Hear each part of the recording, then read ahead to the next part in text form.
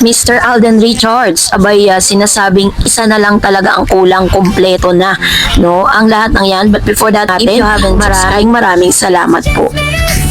Itinuturing si Alden Richards sa isa sa pinaka-successful at pinaka-lucky and blessed na aktor dito sa Pilipinas matapos niyang i-flex ang pinakabago nitong business venture, ano, na talaga namang masasabi mong successful siya dahil sa maraming field na kanyang hinahandle ngayon.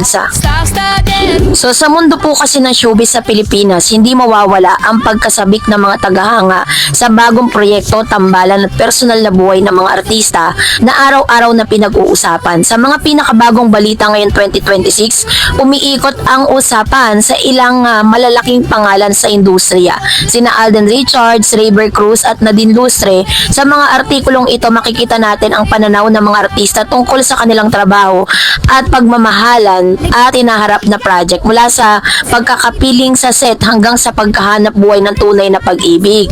So si Rayber Cruz po kasi, meron po siyang isa sa mga very excited po siya to announce to everybody na siya po at si Mr. Alden Richards, o isa sa mga rumaragasang kwento ngayong panahon, ay ang bagong proyekto kung saan makakasama sina Rayber Cruz at Alden Richards. Matagal ng pangarap ni Rayber ang makatrabawang veteran sa aktor at mahusay na artista na si Alden, at noong una silang nagkasama sa isang proyekto kamakailan, inilarawan ni Rayber ito bilang palong-palo o isang dream come true moment ng kanyang career. Ayon sa ulat ng Bandera or Inquirer.net, labis ang kasiyahan ni Rayber sa pagkakataon na makatrabaho ang isa sa pinakakilalang multimedia stars ng industriya. Ang pagtatrabaho o pagkakatrabaho nila hindi lamang simpleng pagkikita sa isang set, kundi simbolo rin ng respeto at paghanga ng isang artista sa isa pang haligi ng showbiz. Kahit pa maaring hindi pa napag-anunsyong eksaktong project title o detalye ng kanilang nobela or serye o pelikula, ramdam ng maraming netizen na may spark ang bagong tandem na ito. So, ang tagumpay ni Rayber ay hindi bago sa industriya. Batay sa mga profile ng aktor mula sa ilang mga source, si Rayber Cruz ay respetadong artista, dancer at host at may sariling marka sa showbiz at bahagi ng kanyang pamilyang Cruz na matagal ng kabahagi ng Philippine entertainment scene. Ang pagtatrabaho niya kasama si Alden ay hindi lang personal na tagumpay, kundi pagkakataon rin upang makapasok sa mas malawak na audience at mas malalaking proyekto. So, komento naman po ng ilan sa mga social na media at reaction ng mga fans habang hindi pa ganap na lumalabas ang detalye ng proyekto. Ilang post sa mga social media page ang nagpahayag. Isa pang malaking usapin ang personal na pananaw ni Alden Richards tungkol sa pag-ibig. Sa iba't ibang interview at balita, ibinahagi ng aktor na sa ngayon ay waiting lang naman siya sa pagdating sa love life. Tanaw ang paniniwala na darating sa tamang panahon ng pag-ibig at hindi kailangan pilitin. Ayon po sa isang report na nag-quote ng kanyang reaksyon sa mga predictions from 2026, sinabi ni Alden, "Ako, if there's one thing I've learned, love will come to you." Patunay na kanyang optimism sa pag-ibig kahit hindi pa ito aktibong hinahanap. Sabi niya, mas inuuna niya ang pagtutok sa kanyang career at mga proyekto sa buhay at naniniwala siya na kung darating ang pag-ibig, yon ay darating sa tamang panahon. Ayon pa sa isang interview, ang kanyang pagiging mabuti sa mga tao at sa mga relasyon na kanyang binuo sa mga kasama niya sa industriya ay ilan sa mga bagay na nagbunga ng magandang kapalaran at maaaring maging daan sa pag-ibig sa hinaharap. Sa iba pang mga pananaw mula sa nakaraang mga panayam, ipinakita ni Alden ang kanyang mas mature na pagtingin sa personal na buhay.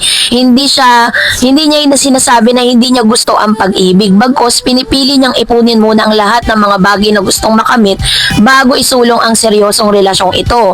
Ay isang posisyon na malimit din na pinipili ng ibang artista, lalo na kung nasa peak ng kanilang karir at may mga iba pang responsibilidad tulad ng negosyo, hosting at iba pang showbiz commitments.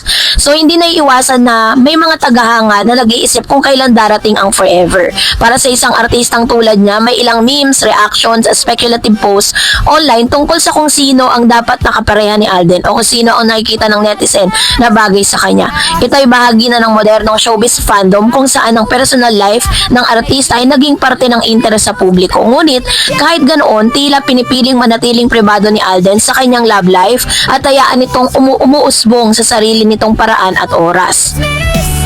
Isa rin sa pinakaabangan ng balitang sa showbiz ngayong taon ay ang bagong digital series na Love Siargao kung saan magkakasama at bibida sina Alden Richards at Nadine Lustre.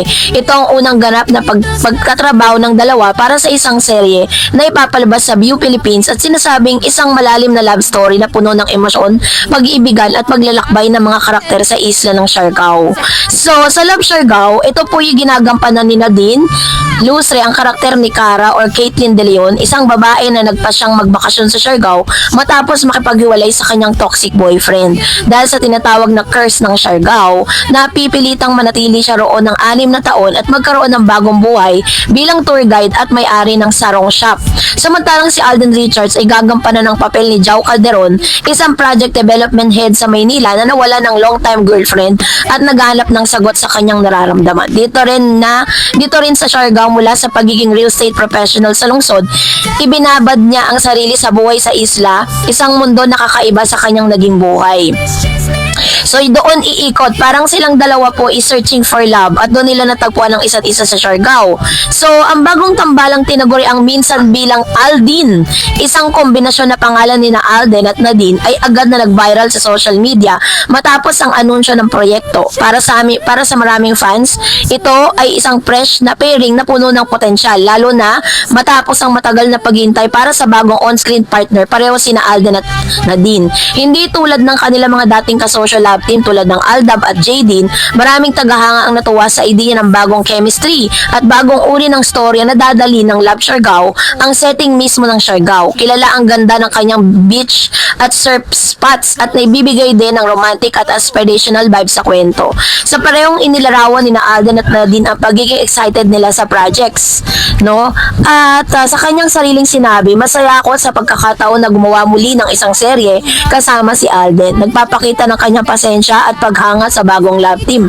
Para naman kay Alden, ito ay hindi lamang isang trabaho, kundi isang opportunity na ipakita ang ganda ng Pilipinas at ang husay ng mga artista. Sinabi pa niya na ang project ay parang love letter ng mga Pilipino sa mundo. Isang magandang mensahe sa gitna ng mga negatibong balita at pangyayari. So, yung idea po pala ng Siargao curse sa kwento ay hindi literal na sumpa, kundi metaphorical lang siya. Ibig sabihin, pag nanatili ka sa Siargao, maaaring hindi mo inaasahan na magagandang nangyari sa buhay. Ito ay isang artistic na paraan upang ipakita ang mga bagay na tila curse ay maaaring maging blessing sa tamang pagkakataon at tamang panahon. So, inaasahan talaga natin na ito po iikot sa pagmamahala ni Jao at ni Caitlyn, no, na si Miss Nadine Lustre. Kaya naman abangan po natin yan, talagang kapanapanabik ang lahat ng ito. Miss Catherine Bernardo, abay spotted na may kadate at may kasamang kumain ng steak na isang this channel. Thank you so much sa inyong laging panonood. At sa isang video or sa isang interview, inamin ni Mr. Alden Richards na sobrang na-overwhelm siya nung napagkamalan daw siyang totoy sa US. At ito po yung sinabi niya. Sabi niya, feeling proud and flattered ang Asia multimedia star na si Alden Richards nang mapagkamalan siyang minor at totoy habang nagbabakasyon sa Amerika. Natatawang kwento ng kapuso superstar sa bandera na may mga pagkakataon daw na hinihingian siya ng ID sa ilang establishment sa US dahil inakalang minor pa lang siya. In fairness naman kasi kay Alden, ang fresh ng aurahan niya ngayon at parang bumata nga after makapag-recharge sa US kung saan siya nagbabakasyon kasama ang pamilya. Marami ang nag-feedback na nagugulat sa edad ko, sabi niya, especially nung nasa US ako last vacation ko. Usually kapag minor, siningihan ng IDO. Kapag nagka-card sila, I still get that a lot. Doon ako proud talaga na Pinoy tayo, na mukha talaga tayong mga bata. Ang sarap ng feeling, sabi ni Alden. Medyo nakapagpahinga. I think ang dami rin kasing nangyari last year. Like, we did Star on the Floor, then nag-film ako ng international film. Nag-produce rin ako, then ang dami ko ring activities for charity. So parang right now, I'm the age na considering things, no? That makes me happy. Medyo 15 years na rin ako sa industry, and I think yun na rin ang kinoconsider natin in our daily lives, na kung ano ba ang purpose natin pagising sa umaga, ano ba ang gusto nating gawin, how can we contribute in our small ways to the community. Doon lang lagi po tayo nagbo-boils down objective and purpose ko, sabi niya. So, at syempre, ang faith ko kay Lord, hindi rin talaga mawawala ang payag ng award-winning actor na muli ngang sasalang bilang isang host sa season 2 ng dance reality competition na Stars on the Floor. Kasabay nito ay pinag-uusapan din online kung saan si Miss Catherine Bernardo di umano ay naspatan, nasa isang steak restaurant at sinasabi po ng ilan na may kasama daw itong lalaking tisoy, isang puting lalaki. So, pinapangalanan po nila yon. Of course, syempre, alam niyo na kung sino po yung tinutukoy nila doon.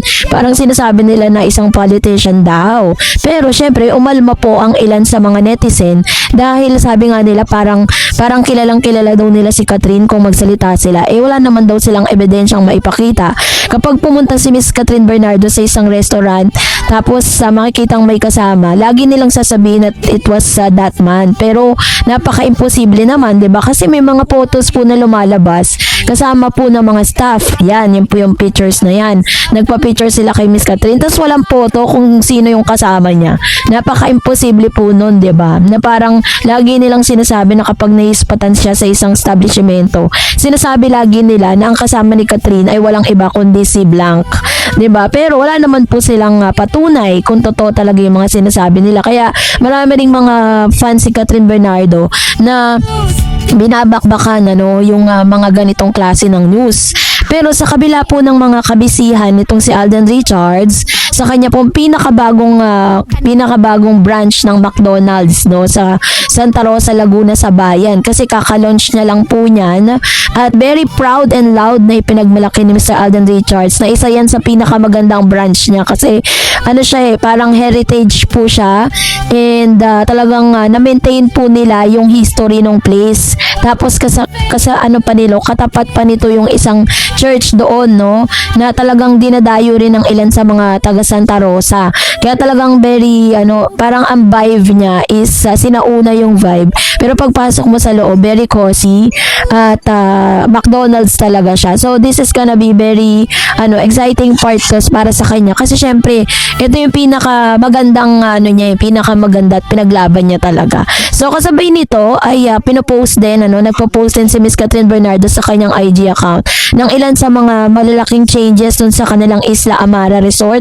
Yan, so pinopost niya po ang ilan sa mga glimpse dyan na parang sinasabi niya there's something new and something special na kailangan po ma-witness ng ilang mga bakasyonista sa lahat ng mga babakasyon dito po sa Amara Beach Resort nitong si Miss Catherine. Dahil pinakita niya dito na talagang very aesthetic ang place.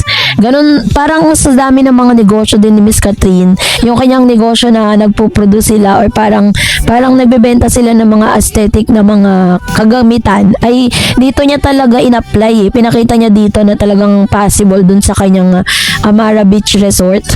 Kaya naman Isla Amara Beach Resort. Ayan. So, hindi pa natin siya nakikita pumupunta dyan kasi nga, 'di ba, nagte-taping po siya ng kanyang series kasama po si Mr. James Reid. So, kaya naman medyo busy pa si Miss Catherine. Pero, hindi pa man po dumarating yung nalalapit na summer. Pero, panay-panay na rin po ang post nila patungkol po dito sa mga businesses nila katulad ng Isla Amara Hotel. Ay, Isla Amara Resort. So, isa rin sa mga ipinagmamalaki at pineflex nitong si Miss Catherine dahil siya po rin ay naspatan sa isang luxury hotel worth 40 million in Makati. Meron po siyang ka-meeting doon. Meron daw di umano siyang may big investment na parang dito po ginanap sa luxury hotel sa worth 40 million sa Makati. Hindi natin alam kung bibili ba siya ng ng hotel ba yan or meron siyang investment or whatever. Yun po yung kanyang kinagkakabisihan ngayon ni Miss Catherine. So apart from being an actress, endorser, and at the same time is talagang busy siya sa mga errands niya ngayon, Kaya naman natin na kabi-kabilaan din talaga yung mga projects si Catherine. Ito po yung patunay na hindi kailangan ni Catherine ng lalaki on the side, 'di ba? Para talagang mas umiga yung pangalan niya. Pinatunayan ni Catherine Bernardo that kahit na po siya ay single, no? Kahit wala siyang kapartner, kahit wala siyang sinasabing steady na naka-love team, pero still, yung karera niya, kicking talagang umaalagwa talaga at the same time, hindi talaga siya nawawala sa limelight, talagang nandun siya at pinag-uusapan pa rin. Kaya nga parang napaka-unfair na ikukumpara si Catherine dito kay Kayla. Kasi napakarami na pong inabot ni Miss Catherine, ang dami niya na pong na-achieve bago pa po makilala si Kayla Estrada. Kaya medyo unfair naman kung ipagkukumparahin silang dalawa dahil lang sa isang lalaki. So, kayo po, anong niyang saloobin patungkol dito? Mag-comment kayo sa comment section. And that's it for today. For more videos and updates, please don't forget to like and subscribe. And please don't forget to follow my Facebook page, Dar Eds TV and Dar Eds channel. God bless everyone!